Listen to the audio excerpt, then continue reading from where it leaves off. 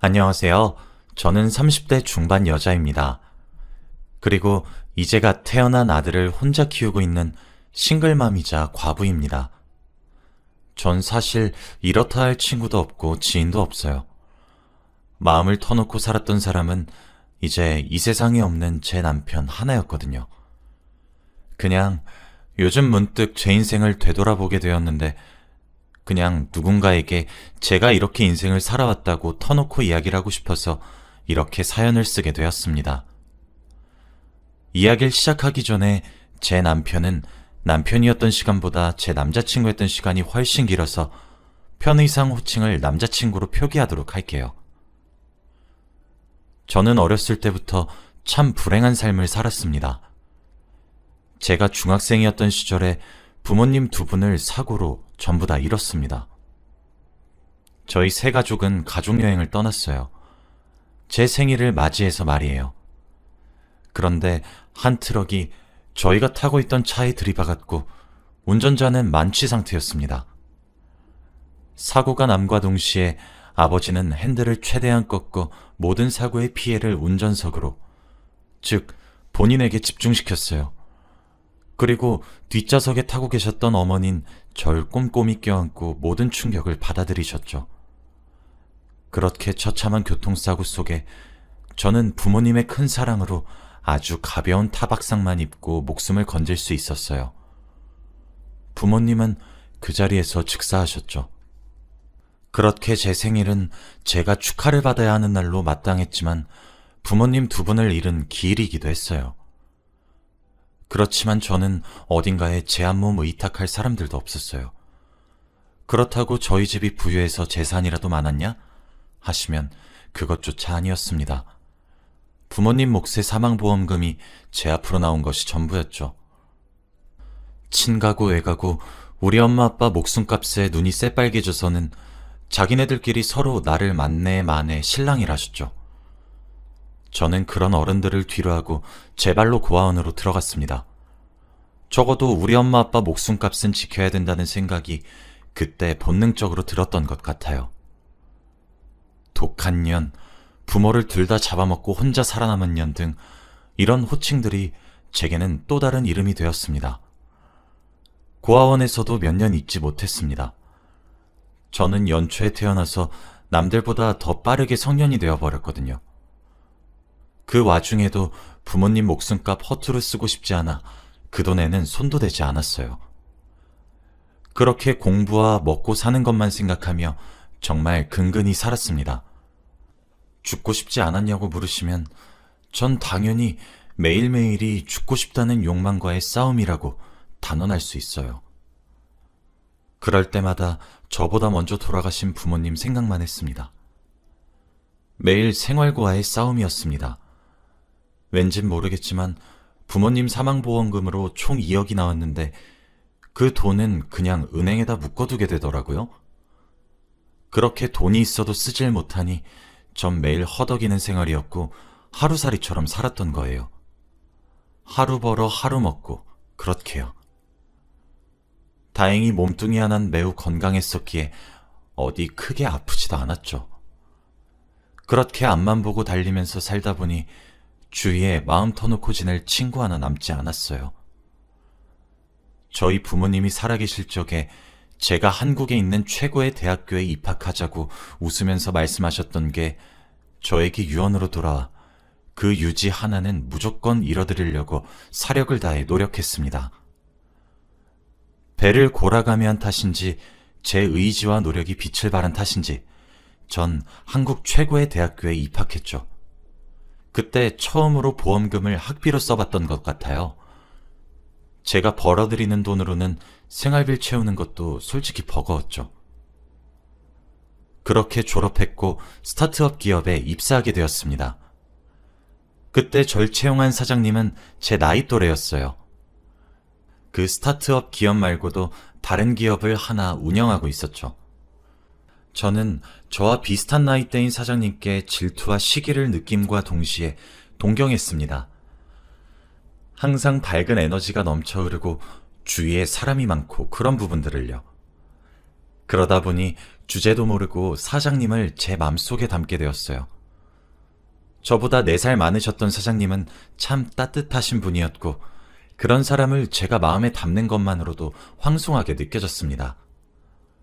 그런데 기적처럼 사장님도 절 마음에 담아두셨더라고요. 처음 고백을 받게 된 날, 전 너무 기뻐서 눈물이 펑펑 쏟아졌어요. 그렇게 사장님은 제 남자친구가 되었고, 눈물을 쏟는 저를 보고 당황해했죠. 놀란 얼굴이 아직도 생각이 나곤 하네요. 저흰 그렇게 회사에는 비밀로 하고 사랑을 키워나갔습니다. 공사를 구분하면서 지냈어요. 그렇게 몇 년 사랑을 키워나갔고, 그 사이 저는 남자친구에게 제 환경을 말했습니다. 왜냐하면 남자친구가 그때 제게 청혼을 했거든요. 저는 청혼을 거절하며 내가 왜 부모 없이 혼자 살고 있는지, 친구도 만나지 않는지, 내가 처한 경제 상황까지 정말 말할 수 있는 흠을 쥐어짜내서 말했어요. 저같이 불행한 여자 만나지 말라고, 부모도 잡아먹고 살았다는데 당신을 잡아먹고 싶진 않다고 하면서요. 남자친구는 제 말에 눈물을 흘리며 그렇게 이야기하지 말아달라고, 자기가 만나온 그 어떤 사람들보다 빛나고 대견하며 훌륭하고 멋진 사람이라고 절 위로했어요. 제 밑바닥에 사정까지 봤는데도 불구하고 절 포기하지 않는 남자친구를 보고 저도 주제도 모르고 결혼이란 망상을 품게 되었죠. 결혼이 현실이란 말을 깨달았던 것은 남자친구네 부모님을 뵈러 갔을 때였습니다. 근본도 없고 애미애비 없이 자란 년을 며느리로 받을 수 없다고 제 눈을 똑바로 쳐다보며 고함 지르듯 토시 하나 틀리지 않고 내뱉은 말은 제 가슴을 후벼 파고들었고 제 마음에 커다란 자상을 남겼죠. 그래, 내가 주제 파악이 덜 되었다. 네가 요즘 행복한가 보구나. 미쳤구나. 라고 스스로를 다그치며 남자친구를 놓기로 했어요. 남자친구는 절 놓지 않으려고 했지만 이미 제게 자신이 없어진 후였죠. 그런데 제가 자신이 없는 것과 별개로 전 남자친구를 포기하고 싶진 않았어요. 네, 저 참 이기적인 사람이죠. 남자친구의 제안으로 우린 동거를 시작했습니다. 시간을 들여서 남자친구가 부모님을 설득할 테니 믿어달라고 했고 전 믿기로 했어요. 제가 모든 것을 다 포기했는데 부모의 사랑도 친구들의 우정도 다 포기했고 포기를 당했는데 남자친구까지 포기하고 싶진 않더라고요. 저도 인간인데 한 번쯤은 욕심을 부리고 싶었습니다. 그런데 정말 제가 부모를 잡아먹고 살아남은 사람이라 그런 것일까요? 아니면 사람 잡아먹는 년이라는 별명이 굳어져서 이제 정말 제가 그런 사람이 된 것일까요? 동거를 시작하고 6개월 만에 남자친구는 갑자기 쓰러졌습니다. 쓰러지고 시간이 한참 지나 집에 돌아온 제가 발견하게 되었고 다행히 남자친구는 의식을 차릴 수 있었죠. 하지만 검사 결과 남자친구의 머릿속에는 종양이 생겼고 시한부 판정을 받게 되었습니다. 이미 손 쓸 수 없을 정도로 악화된 상태였어요. 매번 두통 때문에 약을 달고 살았던 남자친구였는데 그렇게 사랑한다고 생각해놓고선 건강 하나 챙기지 못한 제가 그렇게 저주스러울 수가 없었습니다. 남자친구의 병명이 알려지고 부모님들은 제게 와서 부모도 모자라 왜 자기 아들까지 잡아먹냐고 노하셨어요. 저는 일을 당장 그만두고 남자친구의 병간호를 자처했습니다.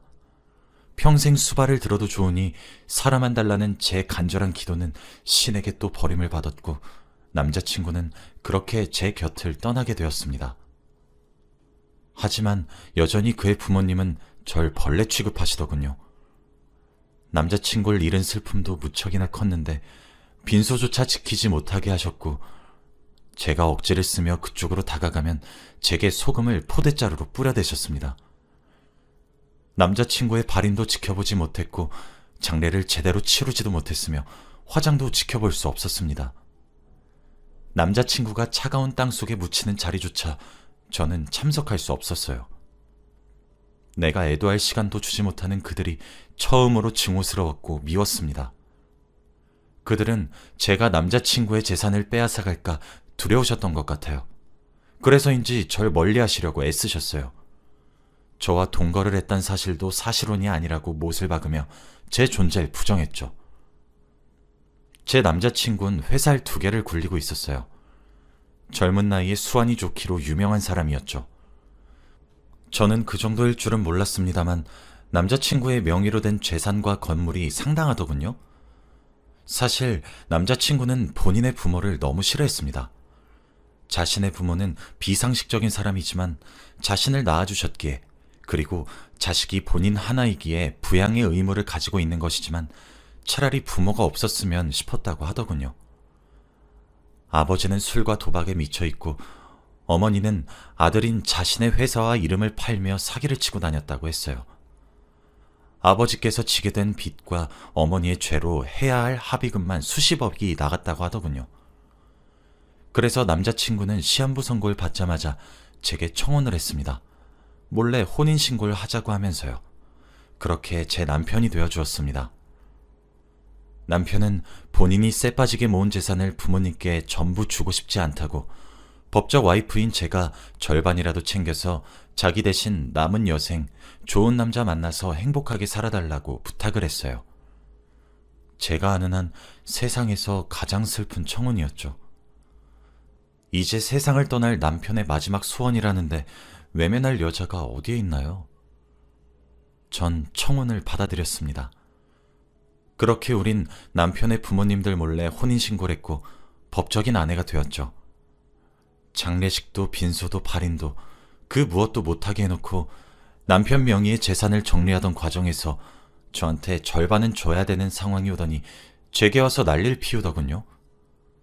정말 제가 사랑하는 사람인 남편을 낳아주신 분들이라 이런 말을 하고 싶지 않았는데 돈에 눈 뒤집어진 그들의 모습을 보니까 이게 사람이 맞는지 사람 탈을 쓴 악마인지 구분이 안 가더군요.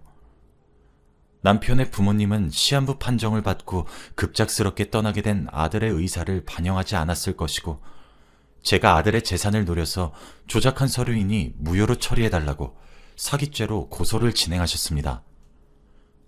제 남편의 성견지명은 어디까지인지 모르겠지만 남편은 제게 혼인신청서 작성한 서류와 동시에 USB 하나를 추가로 주었어요. 노파심에 찍은 영상이야.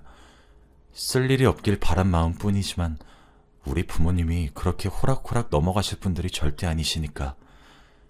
그러니까 그때 욕이 나겠어. 미안해, 지연아. 정말 내가 너무 미안하다. 하면서요. USB에는 남편이 본인의 의지로 청혼을 하였고 본인이 원해서 제게 혼인신고를 하자고 제안하였으며 그 과정을 준비하는 과정을 찍은 영상이 하나 들어있었습니다. 영상 하나를 제출하니 당연히 전 무고한 사람으로 무죄로 판명이 났고 그들의 고소는 기각이 되었습니다. 저는 하나 있는 아들 자식을 통장으로만 취급하는 그들이 너무 용서되지 않았어요. 사실 남편은 떠나기 직전 제게 한 가지 부탁을 남기고 떠났습니다. 남편은 제가 모든 유산을 다 가졌으면 좋겠다고 말을 했지만 사실 현행법상 저와 남편 사이에 자식이 존재하지 않기 때문에 저와 남편의 부모님이 절반 정도 나눠 가져야 한다고 하더라고요.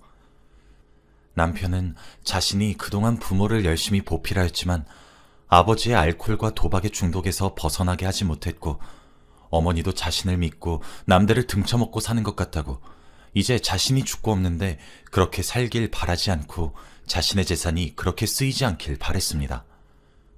그래서 제게 정자은행에 자신의 도관해 놓았다고 알려주며 원치 않으면 하지 않아도 괜찮다고, 아이 딸린 과부는 행복하지 않을 확률이 더 크니까 괜찮다고 하지만 만약 제가 그러고 싶은 마음이 생기면 임신을 해달라고 부탁했습니다. 이런 부탁을 하고 떠나가는 자신을 용서해달라고 울면서 말입니다. 그런데 저도 제 인생의 남편을 제외하면 다른 남자를 만날 자신이 없었습니다. 제게 가장 따뜻하고 다정한 사랑을 알려준 첫 남자이자 마지막 남자일 거라고 생각했거든요. 저는 혼자서 잘 키울 수 있으니 걱정하지 말라고, 당신의 아이를 가지겠다고 약속했어요. 미안해하지 말라고요. 나도 그렇게 태어난 아이만 바라보며 평생 당신을 그리워하겠다고 하면서요. 그날 남편과 저는 엉엉 울었습니다. 전 그 이후 혼자 임신을 준비했어요. 운이 좋게도 인공수정에 성공했고 저는 남편의 아이를 가지게 되었습니다. 남편은 제게 아이를 가져달라는 말을 하고 일주일 이후부터 의식을 차리지 못한 채로 목숨만 부지한 채 유지했어요. 꽤 오랜 시간을 말이죠. 의사 선생님은 마음의 준비를 하라고 얘기해 주셨고 저는 매일 면회를 가서 이런저런 이야기를 했어요. 그렇게 시간이 지나 인공수정에 성공한 이야기를 하게 된 날이었죠. 귓가에 아이를 예쁘게 잘 키울 테니 꼭 하늘에서 지켜보라고, 내가 많이 사랑하고 있다고, 이제 편히 눈 감아도 된다고, 아무것도 걱정하지 말라고, 잘 할 수 있다고 속삭였습니다. 그리고 거짓말처럼 제 마지막 속삭임을 끝으로 남편은 숨을 거두었습니다. 남편은 시한부 6개월 판정을 받은 것보다 8개월이나 더 살다가 갔어요. 저도 참 이기적인 사람인 것을 압니다. 그런데 그런 부모를 끝까지 걱정하며 떠난 제 남편이 불쌍했어요. 내 남편 속을 썩어 문드러지게 만든 두 분이 땅을 치고 깊이 후회하게 만들고 싶었습니다. 물론 제 남편의 마지막 가는 길을 배웅하지 못하게 한 복수심도 매우 컸습니다. 그리고 제 뱃속의 아이는 이렇게 독한 사람이 제 엄마인 것을 아는지 모르는지 자리 잡아 새 생명이 되어가고 있었죠. 법적인 아내가 되어 재산을 절반이나 뺏기는 것도 억울하셨나 보던데 제가 남편의 아이를 가지게 되니 상속자의 순위는 저와 제 뱃속의 아이로 변경이 되었습니다. 남편의 부모님은 법정소송을 또 진행하셨고 제가 아이를 출산하자마자 한 일은 남편과 아이의 유전자 검사였습니다. 당연히 제가 낳은 아들은 남편과 친자 관계가 성립한다는 결과를 얻었고 병원에서도 남편의 자식으로 인정받게 되었고 남편의 유산은 모두 저와 제 아들이 상속받게 되었습니다. 막상 아들과 제가 상속받게 된 금액을 보니 100억이 조금 넘는 돈이더군요. 100억이라는 돈에 그렇게 눈이 뒤집힌 남편의 부모를 보니 참 저희 부모님의 사망보험금을 노리던 친가와 외가의 어른들과 겹쳐 보여 정말 경멸스러웠습니다. 그렇게 1년에 가까운 긴 기다림 끝에 저는 남편이 남겨준 유산과 아이를 지킬 수 있었습니다. 그 이후 그의 부모가 저희 집을 여러 차례 찾아왔고 돈을 달라고 울면서 비시기도 하셨어요. 그치만 참 제가 남편의 빈소를 지키지 못한 한이 그들을 돕지 말라고 하더군요. 그래도 제가 가장 사랑했고 평생을 잊지 못할 사람을 낳아주신 분들이라 모든 재산을 빼앗지는 못하겠더군요. 저는 그분들이 사시고 있던 제 남편의 명의로 된 집은 팔지도 않았고 계속 거기에 살 수 있게 했고 두 분 앞으로 5천만 원씩 드리며 더 이상 돈을 요구할 경우 집마저도 팔아버리겠다고 했었거든요. 제 으름장이 통했던 모양인지 그 이후 제 눈앞에 나타나지는 않으십니다. 차후 몸에 병이 나셔서 병원비가 많이 든다거나 하는 굉장히 불가피한 상황을 제외하고는 더 이상의 지원은 하지 않을 생각이고 아마 그쪽에도 제 의사는 잘 전달이 된 것 같습니다. 더는 저희 집 대문을 무식하게 두드리지 않으시는 걸 보면 말이에요. 저는 그 후 남편에게 받은 유산 중 절반은 난치병 또는 불치병 환자들을 위한 기금으로 기부했습니다. 기부할 때 이름은 제 남편과 제 아들의 이름으로 했어요. 남편에게 받은 막대한 유산을 보면서 저와 제 아들은 이 돈의 절반만 있어도 평생 먹고 살 수 있다고 생각을 하기도 했고 남편이 손 쓸 수 없는 상태에서 시한부 생활을 하다 세상을 등졌기에 제 남편처럼 이 세상에 많이 있을 난치병 또는 불치병 환자들에게 조금의 도움이라도 줄 수 있었으면 하는 마음이 들었거든요. 남편은 눈을 감을 때까지 제 모든 결정을 존중했고 지지해 주었으니 아마 하늘에서 제게 멋있다고 칭찬 세례를 하고 있을 거라고 저는 감히 예상하고 있습니다. 그리고 저는 현재 아들과 지금까지 아주 잘 살고 있습니다. 경제적으로 풍족해져서 아들에게 해줄 수 있는 것들도 많고 육아를 하는 것도 많은 도움을 받고 있어요. 제가 낳은 아들은 남편의 눈을 정말 쏙 빼닮았습니다. 그래서 남편과 똑같이 눈웃음을 짓고 저에게 옹알이를 건넬 때면 남편이 참 많이 보고 싶고 그립습니다. 그 부분 하나를 제외하고는 모든 것이 순조롭고 평화롭죠. 나중에 제 아들이 1살, 2살 나이를 먹어가며 아빠의 자리에 대한 부재를 느껴 아빠를 찾게 될 때 저는 내 남편이 아주 훌륭한 사람이라 사회에 막대한 돈을 기부했다고 자랑도 할 겁니다. 혼인신고도 하고 1년도 채 되지 않아 남편을 잃고 아이를 혼자 키우는 저지만 그 누구보다 떳떳하게 살고 있고 무척이나 행복합니다. 저에겐 마음을 나눌 가족이자 단 한 명의 친구인 제 아들이 생겼거든요. 여기까지가 제가 하고 싶었던 이야기입니다. 모든 것이 처음인 엄마라 많이 서툴고 어렵지만 그냥 이런 사람이 열심히 살고 있다는 것을 알아주셨으면 좋겠어요. 응원도 받고 싶기도 하네요. 이렇게 익명으로나마 누군가에게 제가 살아온 이야기를 털어놓은 적이 단 한 번도 없는데 이렇게 글로 적어 보내는 것만으로도 많은 묵은 감정들이 해소가 되는 느낌이라 참 색다른 기분인 것 같네요. 지금까지 제 긴 글을 읽어주셔서 정말 감사드리고 여러분들의 오늘도 행복만 가득하시길 바랍니다. 행복하세요.